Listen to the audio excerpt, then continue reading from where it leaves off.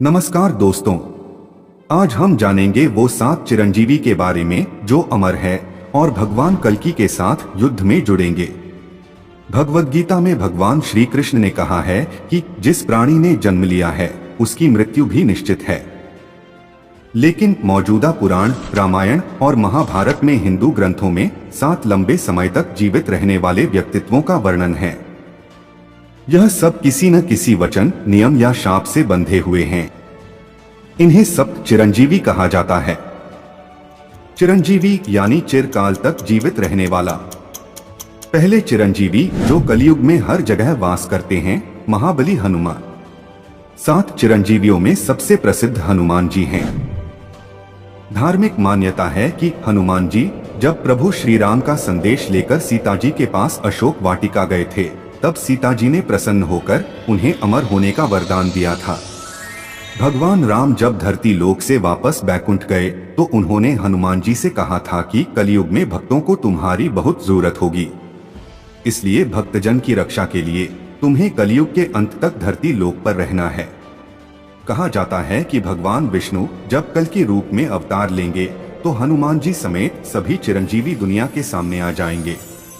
अगले चिरंजीवी है भगवान परशुराम। परशुराम राम के काल के पूर्व महान ऋषि रहे हैं। राम की तपस्या से प्रसन्न होकर भगवान शिव ने उन्हें फरसा दिया था, इसीलिए उनका नाम परशुराम हो गया। भगवान परशुराम अपने क्रोध के लिए जाने जाते हैं। चिरंजीवी होने का वरदान उन्हें उनके पिता से मिला था।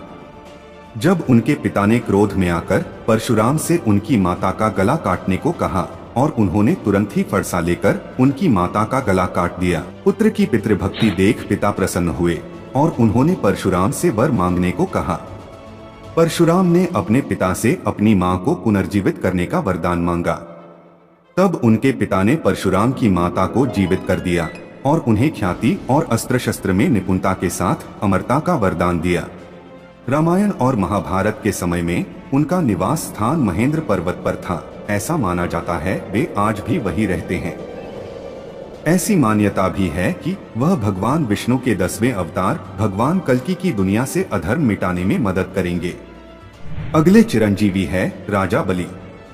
यह एक घटना है जब वह अश्वमेध यज्ञ कर रहे थे, तब सारे देवी देवता यह यज्ञ से डर गए थे, क्योंकि वह यज्ञ असीम अपार शक्तियों की प्राप्ति के लिए था।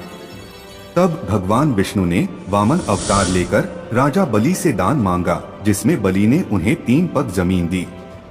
फिर भगवान विष्णु ने अपने वामन अवतार को विशाल बना लिया, जिसके बाद उनका एक पैर पृथ्वी लोक और दूसरा पैर स्वर्ग लोक तक पहुंच गया। जिसके बाद भगवान विष्णु ने कहा कि मैं अब तीसरा पग कहाँ रखूं? तब राजा बलि ने मुस्कुराकर कहा, भगवान मेरे सर पे। जिसके बाद भगवान विष्णु ने उनके सर पर उनका तीसरा पग रखा और उन्हें अमर होने का वरदान दे दिया।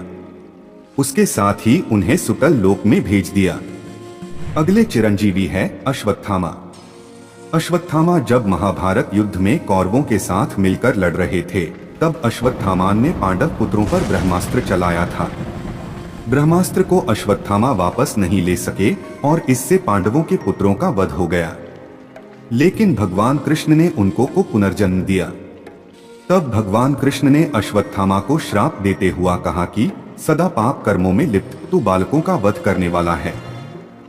इस कारण तुझे पृथ्वी पर बिना किसी साथी के और बिना किसी से बात किए भटकता रहेगा। माना जाता है कि वे आज भी जीवित हैं।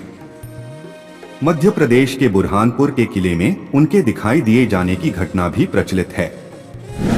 अगले चिरंजीवी है कृपाचार्य। कृपाचार्य कौरवों और पांडवों के गुरु थे। भीष्म द्वारा द्रोणाचार्य को शिक्षक के रूप में नियुक्त करने से पहले उन्होंने कौरवों और पांडवों को नैतिकता, युद्ध रणनीतियों, प्रशासन आदि के बारे में सिखाया। वह भी चिरंजीवी में से एक हैं। उन्हें अर्जुन के पोते परीक्षित के संरक्षक के रूप में भी नियुक्त किया गया था और उनके समर्पित, दृढ़ संकल्प और वफादार व्यवहार के कारण उन्होंने कल युग तक अमरता अर्जित की है। अगले चिरंजीवी है महर्षि व्यास। महर्षि व्यास महाभारत और अन्य कई पुराणों के निर्माता हैं। महर्षि व्यास ऋषि पराशर और माता सत्यवती के पुत्र थे। सांवले रंग और यमुना नदी के पास द्वीप पर जन्म होने के कारण इन्हें कृष्ण द्वैपायन भी कहते हैं। महर्षि व्यास महाभारत और श्रीमद् भागवतम के महान लेखक एक और अमर व्यक्ति हैं, जो विद्वता और ज्ञान के एक चमकदार प्रकाश स्तंभ हैं। अगले चिरंजीवी है विभीषण। रावण के छोटे भाई विभीषण को भी चिरंजीवी होने का वरदान प्राप्त है। विभीषण ने अपने सगे भाई रावण के विरुद्ध जाकर धर्म के लिए भगवान राम का साथ दिया था। विभीषण हिंदू पौराणिक कथाओं में सबसे कर्तव्यनिष्ठ, धर्मी और नैतिक पात्रों में से एक है। रावण से युद्ध जीतने के बाद भगवान राम ने विभीषण को लंका का राजा बनाया था। अगर ये वीडियो आपको पसंद आई तो लाइक करें। ऐसी वीडियो हमारी चैनल पर देखने के लिए हमारी चैनल को सब्सक्राइब करें और बेल आइकन को दबाना ना भूलें।